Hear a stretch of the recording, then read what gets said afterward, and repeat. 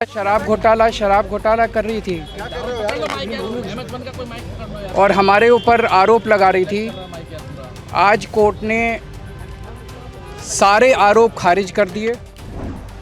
मोदी जी ने और अमित शाह जी ने मिल के आज़ाद भारत का सबसे बड़ा राजनीतिक षड्यंत्र रचा। इन्होंने झूठा केस लगाया और आज ये साबित हो गया। कोर्ट ने कहा है कि केजरीवाल कट्टर ईमानदार है। मैं प्रधानमंत्री जी से कहना चाहता हूं, सत्ता के लिए इस तरह से खिलवाड़ मत कीजिए देश के साथ। पिछले कुछ सालों से भारतीय जनता पार्टी जिस तरह से शराब घोटाला कर रही थी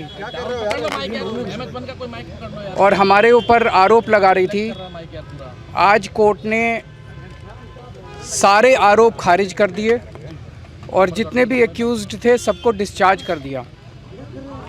हम हमेशा कहते थे सत्य की जीत होती है। हमें भारतीय न्याय प्रणाली पे भरोसा है।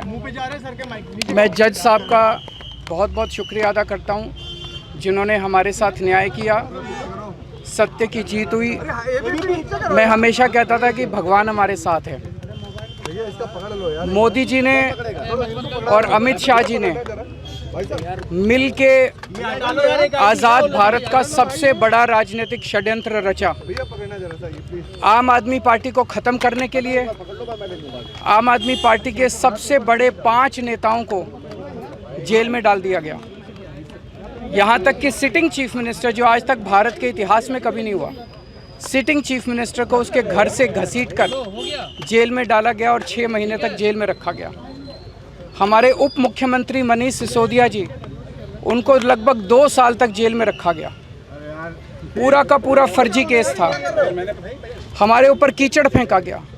24 घंटे टीवी चैनलों के ऊपर डिबेट चलते थे, खबरें दिखाई जाती थी केजरीवाल भ्रष्ट है, केजरीवाल भ्रष्ट है।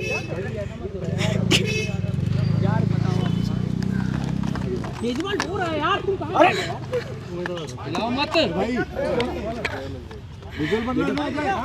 हो गया सर, हिलाओ मत भाई। संभालिए सर, अपने आप संभालिए सर, हिम्मत सर, हिलाओ मत भाई। केजरीवाल भ्रष्ट नहीं है। मैंने केवल अपनी जिंदगी में ईमानदारी कमाई है। इन्होंने झूठा केस लगाया और आज ये साबित हो गया।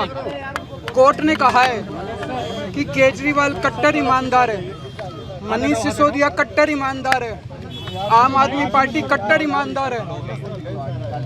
मैं प्रधानमंत्री जी से कहना चाहता हूं, सत्ता के लिए इस तरह से खिलवाड़ मत कीजिए देश के साथ। इस तरह से संविधान के साथ खिलवाड़ मत कीजिए।